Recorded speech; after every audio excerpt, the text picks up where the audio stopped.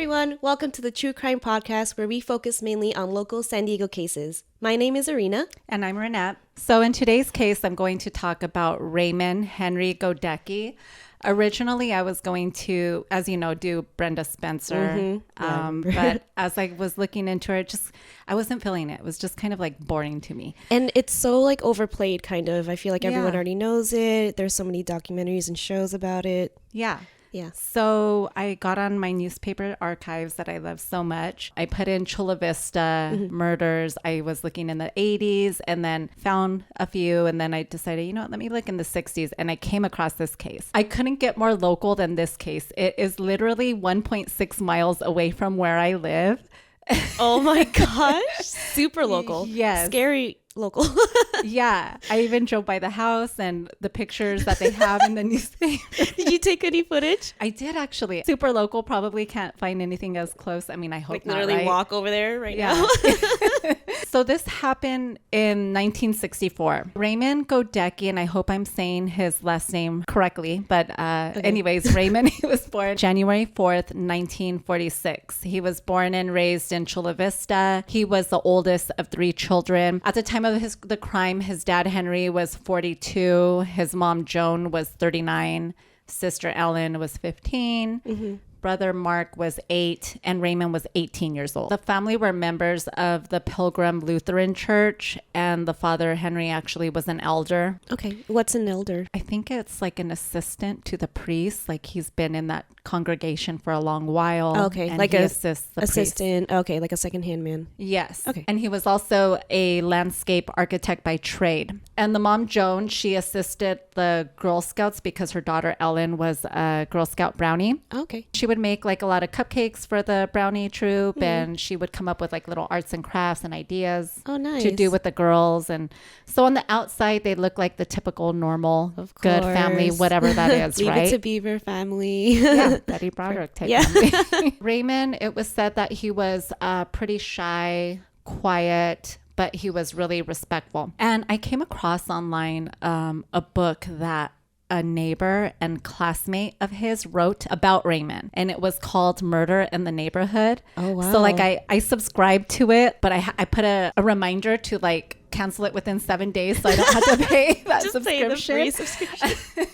Anyways, in this book, she says that in class, he was never one to like raise his hand. He always sat in the back of the class. Okay, really shy and didn't want to participate too much. No. And his grades were decent. I mean, they weren't really the best, but they were not awful either. Average. Average. And so she said, even though he was polite, he never smiled, and she only seen him laugh once. She doesn't even say what it was. I kind of was like, well, God, I wonder, like, did somebody say something funny or morbid and like dark that he laughed at? Yeah, like she didn't even say what it was, but it was just the one time. Did he have any friends though, or was he just a loner? In that book, it said he hung out with one kid that always sat next to him, and he had large black framed glasses that were larger than the guy himself. So that's all they really said about him. Okay. Then I imagine, okay, if he had a friend that he hung out with in the back of the classroom, like I would think when you're having conversation, you smile or laugh. So I don't know how that friendship was. That's strange. Well, maybe the other student also was kind of like didn't have many people to talk to or wasn't talkative himself, so that's why they got along. Yeah. Okay. So when he graduated high school, he went to Lutheran Concordia College in Oakland, California. But his plan was to eventually that fall leave there and go to Southwestern College. Oh, nice. So where everyone in Chula Vista goes to. I think we've all had a class there at least. Yeah, I have for sure. I have to. So while he was in college, he was working with his father doing landscaping. Okay. So the murder. On the evening of August 14th, 1964, Raymond and 2 female friends went to a place called Camp Caroline. That was something with his church, like a church camp, and it was in Valley Center, which is 50 miles north of Chula Vista. Okay, I was about to ask, where is that? Because that doesn't sound really familiar. Okay. Yeah, Valley Center. I think it's by Escondido. Oh, okay. That's pretty far north. Yeah. Yeah. So then I started looking into like Camp Caroline. In 1924, it was called Happy Land Sanatorium. And it was ran by this like faith healer. People called her Mother Caroline. So like people would pay money to go to her property and stay in cabins, and she would heal them of their ailments. Oh, okay. Like she would go there, pray for them, and they'd go with whatever was bothering them. And she even had these business cards that I found. On the business card, she was wearing like a white flowy gown and looked very ethereal and like angelic? Or? Yes. Oh, okay. And she stayed doing that until she died. She left her property for the Lutheran Laymen's League, which is like an affiliate of the Lutheran Church. And then that became like Camp Caroline. So she healed people, was it like medically or like? Yeah, like I read there was this guy that had really gnarly stomach ulcers, and like she was able to heal them by praying for them. Was it real? I know, right? Like, or just like kind of like a placebo effect? We know somebody that had been trying to get pregnant for years, like for a really long time, and she couldn't get pregnant. And a friend of a friend said that there's this woman here in Chula Vista, a cute little old Mexican Catholic woman. You go to her home, you don't pay anything, but you could give like a donation. Okay. She'll lay you on a table and like she'll pray for you and kind of like do a massage on your uterus, but like from the outside or whatever. Yeah. And this person, the following month, she got her cycle, but then the month after she missed her cycle and she finally got pregnant. Oh, wow. So I don't know, right? Like, I don't know if it was a coincidence, but I mean, maybe just also that helps positive thinking and like faith also can help a lot too. Like it helps a person to kind of overcome certain issues, and then it depends on if you believe in that or not. But I believe in that sort of stuff. I do. So to honor Mother Caroline, they renamed it. Now it's actually called Broken Rock Ranch, and it's used to this day as like a wedding venue. Oh, it's still open. Yeah. Okay. Go get married, Erina. Okay. And go have your wedding over there. Someone proposed to me already. No one's proposed to me. So anyway, Raymond and his two friends drove back home the next morning, which was at around 6:15 a.m. So that would have been August 15th, 1964. So he dropped off one of his friends to her home first, and then him and his other friend, her name was Christine, he took her back home with him that morning. So when they got into the house, Christine kind of hung out in the kitchen area. Christine said that Raymond was yelling out like, "Wake up, you lazy bones," to his family, like, "Wake up." And he started walking down the hallway. All of a sudden, she heard him make like a loud noise, and he said something to the extent like, "They're dead." So she runs down the hallway, and the first room she goes into was like his parents' room, and his parents were dead. Goes down the hallway, and his 15-year-old sister Ellen is dead, and the 8-year-old brother Mark is dead. Was there like gunshots or like was there blood? They were beaten badly, bludgeoned to death, but then she saw multiple stab wounds on the dad, Henry. Oh my gosh. Straight away, she phoned the police. Police get there a few minutes later. One of the sergeants, I read an interview on Newspaper's Archive, and he said that Raymond kind of just greeted him so like nonchalant, just hi, like literally it was hi, but it was no crying. Yeah, like what was he doing this whole time? And she called the cops? He didn't? Yeah, she phoned the police. The sergeant said he thought it was such strange behavior, but also like I would think like we don't know how we're going to react. God forbid something gnarly like that happened to us. Like you just don't know. And it could be a state of shock too. Like people do grieve in different ways, but to just be like, "Hello, my name is Raymond.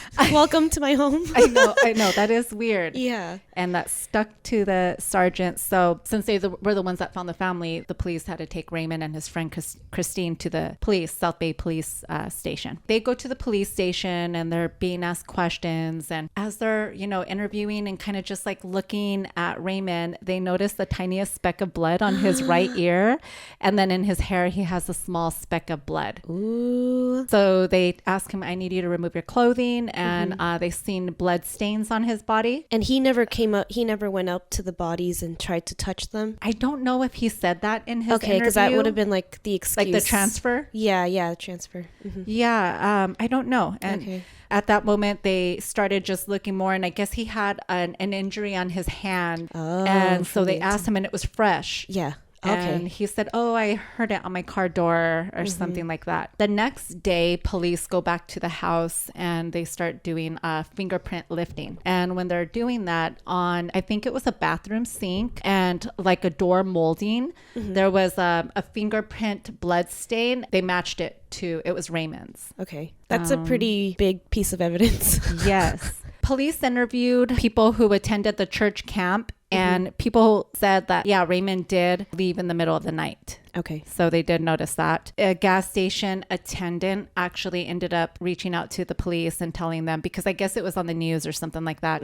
local Chula Vista family found slain by their son. Yeah, it's a pretty big, brutal murder. Yes. The whole family. Yes. Yeah. And this gas station attendant came forward and said that Raymond had stopped by the gas station between 2 and 4 a.m. That suspicious morning. Hours. Yeah. Yep. And then when he left, I guess the attendant went into the bathroom, and then they found he found a blood-stained towel. So police took that, and then they found it was like human blood. Okay. Raymond was arrested. They had enough evidence to arrest him. They arrested him, and he was charged with first-degree murder. During his trial and sentencing, Raymond did admit to murdering his family, but when asked why he did it, he said, "I don't know." Yeah. Okay. He said he didn't know why, he did something like that. Was he evaluated for his mental state? He ends up.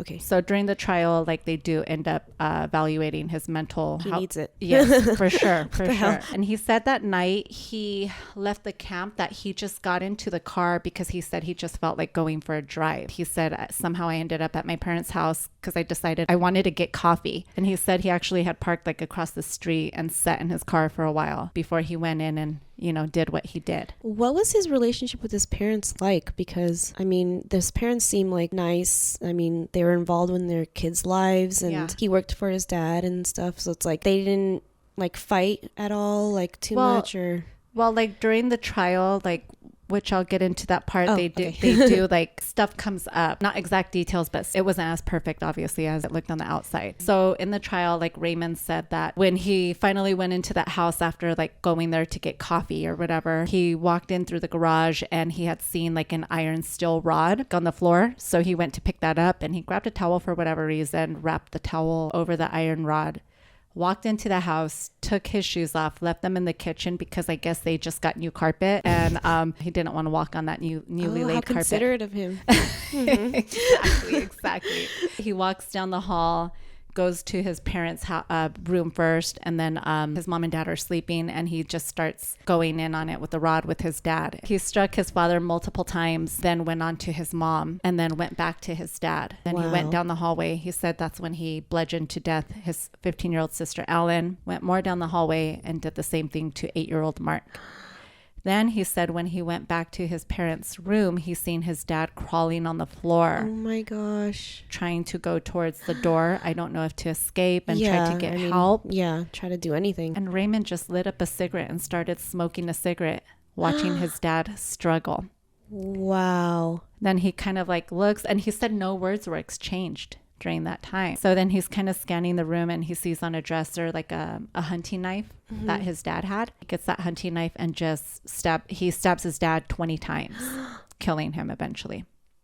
Oh my gosh, that's horrific. Yes. That's so terrifying. I know. That he was just smoking a cigarette and watching his dad, his dad personally struggle. Striking him with a knife 20 times? 20 times. Multiple. Wow. 20 multiple stab wounds. So then during Raymond's trial, the defense said that Raymond had a good relationship with his parents. Even though that's what the defense said, his family and friends said something differently. Mm-hmm. So one of Raymond's friends ended up coming forward saying that recently, in the recent days that led up to the murder, that Raymond had told him, like, I'm starting to feel like I hate my dad. We've been arguing so much lately because my grades have not been good. And, I'm thinking that I'm just going to have to not go to Southwestern College. I'm going to have to move somewhere far away so I can get away from my father. Mm-hmm. He said, but then also at the same time, like he's my job, like he's my employer. So, maybe I'll just get my own place instead of living at home and then go to Southwestern College, but still work for my dad. I guess he was just kind of confused about like what he was going to do. Yeah. Sounds like a regular 18-year-old. Right. We all go through this. Of course. Yeah. A neighbor had said that a couple weeks before that, she seen Raymond's father, Henry, strike Raymond outside while they were working on like the landscaping. And they got into a disagreement, and she had seen the dad strike Raymond. Oh, wow. I ended up coming across like a Flickr post. I don't even know what Flickr is.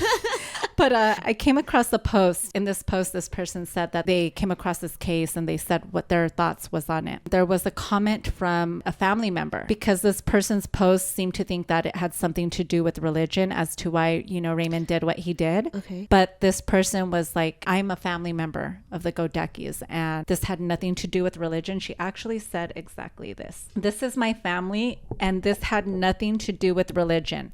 Raymond was abused by his father and went insane. So she was sticking up for Raymond. Of course, they probably knew a whole lot more than we know of what that family unit was like, right? Okay. Not to make definitely not making excuses for him at all. So both prosecutor and defense teams had Raymond psychiatrically evaluated to get an idea of his mental condition on the night of the killings. So during the sanity trial, prosecutors said that Raymond was legally sane the night that he committed the murders, but defense said otherwise. Jury went back and forth until they ultimately came up with the decision that Raymond was sane when he killed his father, but he was insane when he killed the rest of his family. So in like a split second. So yeah, like they said that he knew what he was doing to his father. He knows right from wrong, but after he went off on his father, that he kind of had this like disassociation. So his main goal was the father, because he was physically abusing him. And then after that, he just disassociated and left his body and decided to kill the rest of his family, including his 2 kid brother and sister. Yep. Okay. Both sides came to an agreement to an extent that he was mentally ill, but the jury decides that he does not cross the line of legal sanity until after he killed his father. Oh, okay. That's interesting. I don't think I've ever heard of that before. No. So since he was originally charged with first degree murder, it eventually went down to second degree murder. Wow. Okay. Yeah. So he was imprisoned. It was said that when the verdict was read, that Raymond kind of just like slumped over and shook his head from like side to side. Something that really like stood out to me when he was giving his testimony is I feel like he planned it. It was very premeditated. Yes, of course. Others who were at that church camp, they said that he kept announcing over and over to them, like, I'm going to sleep in my car, like kept telling it multiple times. And I feel like he was doing that to give himself kind of like an alibi in a way, like, well, letting people know like, hey, this is what I'm going to do. He said that night he actually rolled his car down the hill and he released the clutch. That way, when he started the car, no one can hear him starting the car to like leave the campsite. Oh, okay. So it was just really planned out. Like, it's just that's like definitely premeditated. Yeah. And he said after he murdered his family, he went to all of the dressers and opened them, kind of like threw things around so it can look like ransacked and as if there was some sort of burglary. Yeah. He goes to prison in 1964. In 1975, he becomes eligible for parole and he was released from prison. No. He only served 11 years in prison for taking out his entire family. I thought you were going to say he was denied. Nope. They released him. What? So he was 29 years old when he was released. That is insane to me that when you go and killing your entire family, you only do 11 years. Oh my gosh. And he was 18 at the time. So he was tried as an adult. Yeah. And he was still released. Oh my gosh. Yeah. That's awful. 29 years old when he was released. But then, thanks to newspaper archives again, because I didn't even find this online. It's crazy that it didn't show it online, but I found articles that when he was released on parole, he was a suspect in a second murder. Oh my gosh. Yes. So he was a suspect in a second murder. The victim was a 60-year-old woman, San Rafael woman named Madeline Lawrence. Her body was found wrapped in a blanket, just thrown on the side of the road in San Rafael, and her cause of death was strangulation. And he was the suspect in that.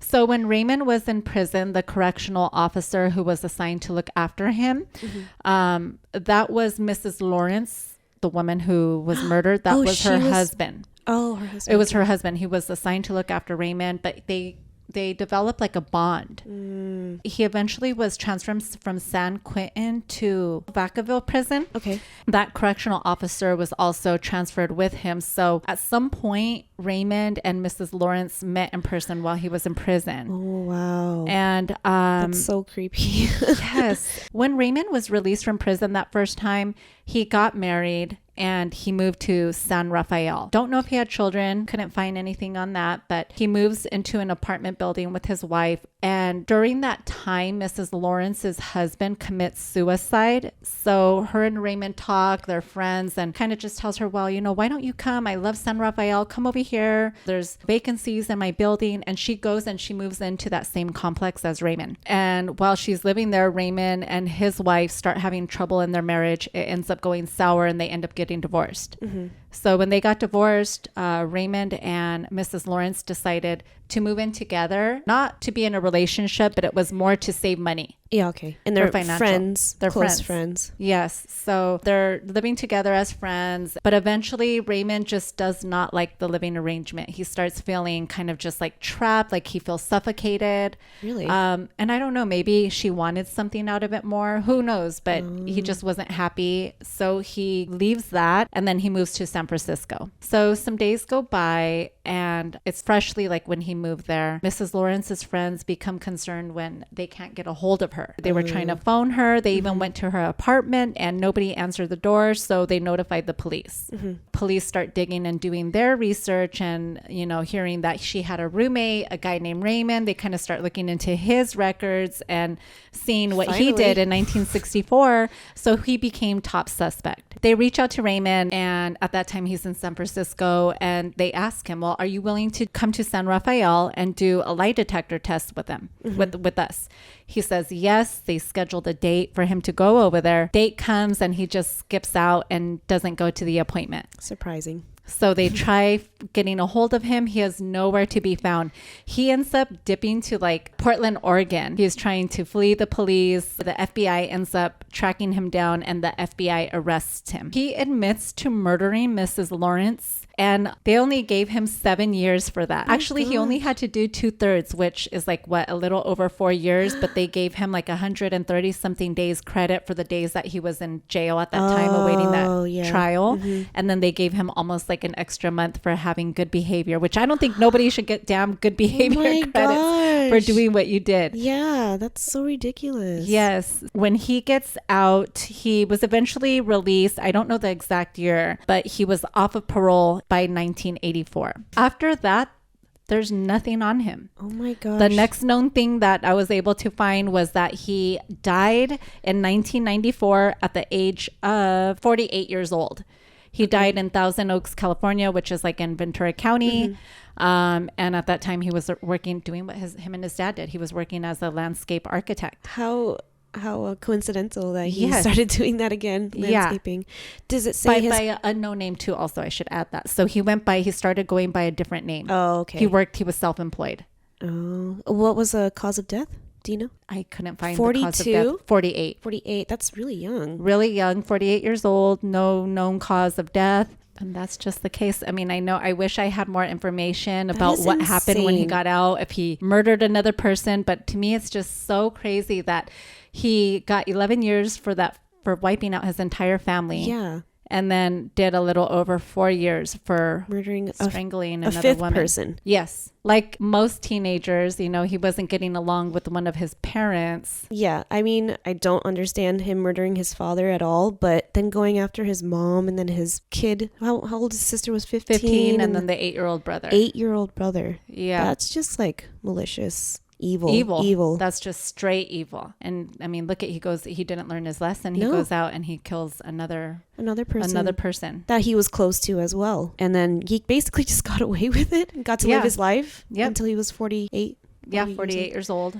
So that was the story of Raymond Goedeke. So tragic of what he did to his entire family. It's so infuriating that he got such short sentences for the evil crap that he did. What made me choose that case is because of close proximity to my house. Rest in peace to all of his victims. So tragic what happened there. Yes. And next time I will be speaking about another local San Diego case, but hope you guys enjoyed and see you next time. Bye. Bye.